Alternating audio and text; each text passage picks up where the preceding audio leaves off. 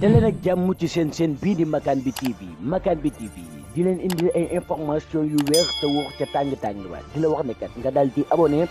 bés cloche de notification bi pour vidéo bi dugal rek ngeen mën cee jot.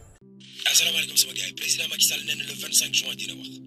te buy wax ci waxu dialogue bi lay wax la fa jógee ak la ñu fa tënk donc ay waxu manifestant yi dem wax na ci joxe na ndigal nee na nañ ubbi ay enquête ba képp ku ci tàqe mbaa ku ci laale yoon teg la loxo Mimi Touré nee na moom waxu report man xamu fu waxi report bi maanaam ay report des élections loolu moom na ci xel yëpp génn mënul ne Pierre Goudiaby Atepa mu ngi dox tànk jàmm ngir Ousmane Sonko ak président Macky Sall toog Sonko moom nee na kenn du teg pistolet ci boppam ba pare bëgg koo dialogue loo waaw si kër góor gi barricade yi bougé wul ba tey mu ngi fa jibi chef de protocole Sonko rek moom moo am droit dugg ak génne